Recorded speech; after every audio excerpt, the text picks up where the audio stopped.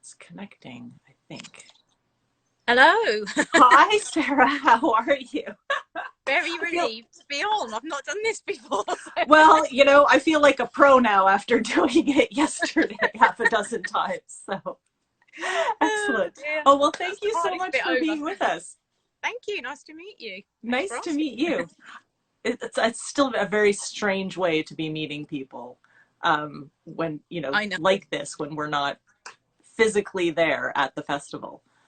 But I know. it's It's been great. really good though. I was watching yesterday. It's been great. I think it's been fantastic. Oh, good. Well, hopefully, you've had people finding your website and hopefully buying some Yes. fabric or some haberdashery, and that's Yeah. really what we want. So, yeah. Why Yeah. don't you tell us a little bit about yourself and Birdie and Blue? I can see some gorgeous color already behind you. Yeah, that's my. I'll give you a little tour of the camper van in a minute. I'm sitting in Dolly the camper. Um, yes, I started Birdie and Blue when my eldest son was born, really, because I used to work in TV and I felt like I wanted a bit of a change of career once. I had a baby and I now have two babies. It started off as me making cushions and bunting and things for his nursery, actually, and buying loads of like kids fabrics that I loved to make stuff for him. And then I started making for other people and selling them on Etsy. And then when I had my second son, I realised that I didn't have so much time and I had a lot of fabric. So it made sense to turn it into a fabric shop. And actually, I've just loved it so much, and it's extended into haberdashery. And so it started off really with me making things for little kids. And that's why it's really sort of, I'm sort of specialising really in children's fabric, but I've kind of grown into just all things bright and colourful, really. So it's kind of, and having the camper van as well and being out and about, I've had a lot of requests for more haberdashery stuff. So Nice. so it's on Etsy, and then a few years ago I opened my own website as well, which Great. which is the main thing now. But I'm on Etsy as well, and as I say, now I can go out and about and get over that fact of a lot of people are sort of a bit reluctant to buy online because you can't see the fabric, and you want to see the quality and you want to match colours and stuff. So having the camper van's been great for that, because I can sort of can go out and see people, and I've made lots of local friends and lovely local customers, and also we send free samples and stuff to people to help get over the whole internet barrier of Yeah. Yeah, it's weird when I know personally I've ordered so many things in the past, not craft materials, but other things, and sometimes there's just always that, oh, it doesn't look yeah, like it it did is on hard. And I screen think or whatever. people Yeah. and I think people that I've got some very lovely loyal customers, and I think that if they sort of shop a few times and realize that it's consistently what they're expecting and it's good and they're happy with it, then I think that Exactly. that makes a difference. I think it's building up the trust, isn't it, really, with a shop that you can't Yeah. see, to know that what you're going to get is what you want. So you know Yeah, well, I think once you've seen it once, like in person, maybe, somewhere else yeah, or at a it's been show or great for something, getting the then you word know what really. you're getting. Yeah. Totally. And there are a lot of So fabric shops out there, so it's sort of I, I'd always had an idea of wanting to be a travelling shop. And then I had the idea of getting the camper van, and to be honest, I probably didn't think it through as much as I should have done before I bought it. But it was a bit of a whim, but it was just kind of felt like such the right thing to do, and it has just worked brilliantly, because I don't have to man the shop full time, which I couldn't do because I've got two small children, so I can sort of fit it in really. So And I think that's great too, because, I imagine there are a lot of, places and smaller towns and villages that might not have, a full-time bricks and mortar shop. So, I don't know if you have a route, maybe you can talk about that, but, places that you go that people, yeah, it's almost like the library on wheels, and you really look well, I forward know to, it's you look forward to Dolly, the fabric well, I shop coming know to you. I yeah, I live in Leatherhead, and there were a few fabric shops around here which in recent years have closed for various reasons, but I think a lot of it being overheads, and it's hard, isn't it, Yeah. having It's a hard shop for the high and street. stuff. So Yeah. there has been around here a bit of a void suddenly of places to buy things, and so people have been very happy to see me pop up, and I've got my little logo on the van, and I'm driving around and people hear us coming.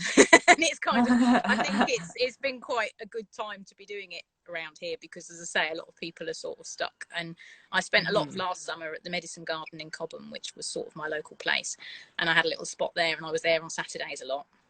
And I was hoping to do the same this year, but obviously global events have slightly changed the plan. And also, partly, I think, because of the situation, I found out last week that the Medicine Garden's actually closing in July, which is really, really sad. Oh, what a shame. Beautiful walls Victorian garden with loads of little boutique shops and things, and it was a lovely place to be. So that was kind of my main base last year. So I'm looking for a new one, so if anyone wants me to come and see them when we can be out and about again, then drop me a line, because I'm doing obviously festivals and events and stuff, but it's nice to have a few local bases where local people know they can go on a Saturday and find me at a certain time. Yeah, absolutely. You know, can kind of have the shop presence without having to be there all the time, and you can move around. So yeah. No, cool. It's definitely tough. I mean, you know, at the Maltings, we also have a monthly market, not just our regular craft events, but because it takes place over the whole building and the building is shut, we can't do those right now. It's been difficult. And yeah, I mean, luckily a lot of my customers that bought from me locally out and about have, you know, been buying online and everything, and hopefully I'll be able to come out and about and see them again soon. So you know, looking forward to that. But yes, well, things are easing, and I hope that means that, you know, we'll start to get doing more stuff. Yeah, it was actually really lovely this morning. I've had Dolly the camper has been parked on the drive with nowhere to go for a little while, so I'd taken the stock out, and my little boys have been using her as a bit of a den to play in. So I put it all back in this morning so you could see her in all her glory, and it was lovely actually. I really enjoyed putting it back to being a shop. It got me quite excited that I might be out and about again soon. So. Oh, well, I'm sorry for your boys, but I'm happy for us to get to see it. Well, give us a tour. Show us Dolly. Show you outside first. I'll turn my camera around. There we go. I'll show you. So here she is. I love it. There's her little face with her fabric lights on the dashboard. It's just started raining, of course. I sort of dangle things on her to sort of create the you know, the shop. There's my little logo and our little open sign. She's got a little pop top for extra headroom. You come round the back, and my shop counter is kind of built into the boot. I had the van converted by some very clever people who put lots of little features in that would make it easy to be a shop. And so I've got my bolts of fabric in the back, and then I've got this little shop counter which pulls out, which has got my sort of cutting area. Oh my gosh, area, that is fantastic. And when it starts raining, like it's just started to do now in Leatherhead, I can slide it back in, fold it back up, and disappear back inside. But yes, and then in here we've got all the haberdashery that, well, not all of it, but as much as I can. It's the good thing is with haberdashery, it's small so that you can fit quite a lot in. Exactly. And, you have pom-pom trim, so, you know, very important part of but it's very popular, the pom-pom trim. Everyone loves them. Everybody loves pom-poms. They do. You can if you've got as much pom-pom trim as I have, you can stick it on anything. Everything in our house has got pom-poms on it. Makes everything happy. Exactly. And then my favourite bit of the van is the bit that I made myself, which is around the top. I made a little patchwork with all our fabrics that wraps around the roof. So it's like a little visual kind of little sampler. You know, sampler of a lot of the fabrics that we've got. As I say, there's a lot of kids' fabrics, but there's some other. There's our little rolling trolley, which I take a couple of these out with me with fat quarters in, which are great. If anyone wants a little fat quarter trolley for their home, the IKEA kitchen trolley fits fat quarters perfectly. I have one of those in my craft space too. Yes, so I have, you know, all my all my patterns, and I've been selling an awful lot during lockdown of I've stocked the Macau Spectrum range of planes, and I've been selling a lot of those. I think a lot of people have been obviously making face masks and stuff, and a lot of people have been making scrubs for the NHS and kit bags for NHS workers and stuff, and I think all those have been very popular for that, I think. So yeah, and fat quarters are great for masks and stuff. Somebody is saying, please come to Farnham. Because I am rubbish at geography. I don't know how far that is from Leatherhead, But we should It's talk not. about that. And somebody else says, do you have a bell chime like an ice cream van to tell people you're in the area? No, but I should. I will look into that. It's a Funny great enough, idea. when I first had the idea of being a mobile shop, I thought like years ago, I thought an ice cream van would be a really cool thing to turn into a shop. But then the Yeah. practicalities of like people can't really come inside and stuff, and camper van seemed better. But I should get Yeah. some sort of yes chime No, so for that people sure. some sort of theme I tune. do know of a I know of a van uh, that sells yarn and travels around southern Ontario Yeah. in Canada, and Mm. they go to festivals and stuff. But it's nice to see one in the UK. I think you must be the only sort of mobile Well, I have. craft van, I haven't certainly seen a that lot I've of heard about. a lot of Yeah. people have been getting these T2 camper vans. It's a 1974 T2, this one, and a lot of people have been using these and turning them into like prosecco bars and gin bars and kind of things for weddings. I think there's Oh. quite a lot of mobile wedding type conversions going on. But yeah, the guy I took it to make me a fabric shop was kind of like, oh, I've not done a fabric shop before. So I was like, and Oh, it's see, great too actually because people are asking, where do you go? And then somebody else has popped up and said, you could visit Normandy Village Hall too, very near Farnham, and lots of parking. oh, I think people are thank you for planning the your route, suggestions. Sarah. This is good. This, this is good. I need a new route. People are planning your route. Can I see these comments afterwards? Can you I don't know how they say. Uh, I'm new to somebody else says, Instagram. I don't know how it saves it, because when I put it on, but I'll have talked about it. So when the live is finished, I'll put it up on our IGTV so you can watch the Yeah. Oh, watch the lovely. replay. Thanks. Yeah. Although I don't think it has the comments, but since I've been reading them out, I'm wondering if anybody who's watching has any other questions. You can use the little question button at the Oh, bottom, or I'll get just put something in hearts. the comments.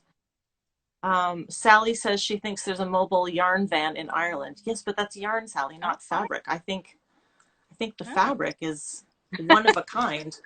It has helped sort of set me apart a little bit because, as I say, there's a lot of fabric shops online, and and a lot of brilliant ones, and it just it was a bit of a novelty idea, really. And I did, for purely practical reasons, I looked into getting a bricks and mortar shop a couple of years ago, and my youngest hadn't quite started school at that point, and I couldn't see really how I could start it. It's just me, and I am a small business, and probably wouldn't initially be able to get lots of staff. And I just thought, it is quite a big risk, and I couldn't man it for more than like a few hours a day. So I thought, well, this is perfect because I can just, say where I'm going to be and when, and fit it in with my boys and school holidays and stuff, and kind of, make it work for me. And it means we've got a van to go camping in as well when we're not being a fabric shop. So Exactly. Somebody says, could you show us some fabric? I'd love to see the plain cotton to see if I could make yes, dresses out of it. I'll show you some fabrics. I'm going to turn it back around. Oh, yes, there we are.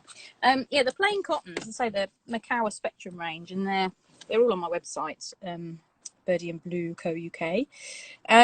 But we've got about 40 different colours, and they're really lovely, sort of soft, good quality. It's £11 a metre, and we sell half metres fat quarters as well.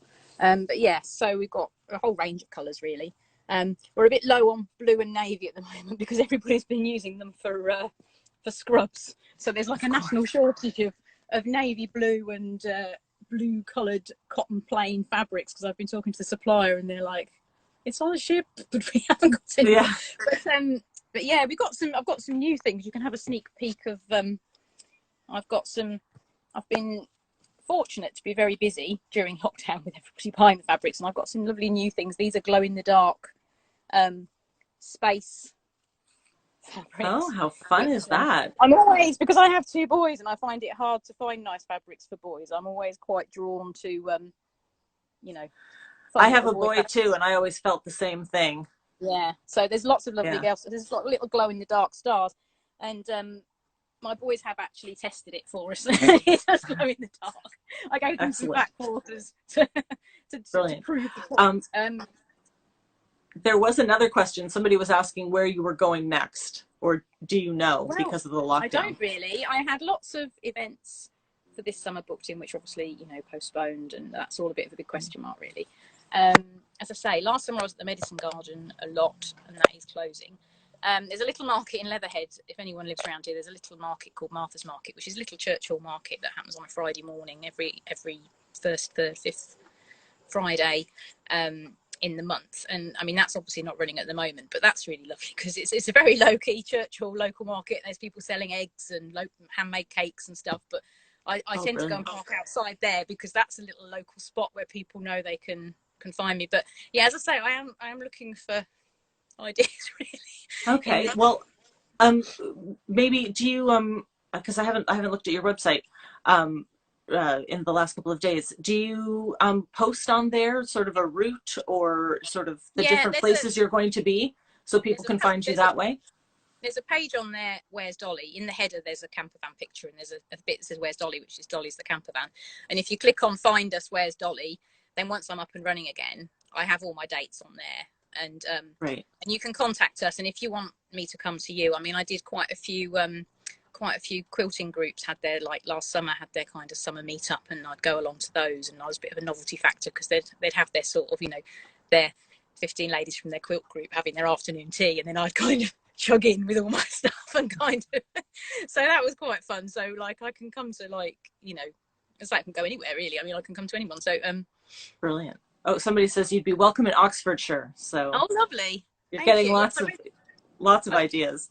yeah, the last thing I did actually before lockdown was I went down to the Oast Quilters in Canterbury, and they've got a kind of blanket group of a few quilt groups that all meet together in Canterbury, and I went there, and that was my sort of last thing really. And then lockdown struck, and we had to park up and wait for a bit. But Yeah. yeah, Dolly's itching to get going again. Excellent. And what's the furthest you've gone with Dolly? Probably Canterbury. I've only had her for well, I started in April last year, so I've had her about a year, sort of on the road as a fabric shop. Okay.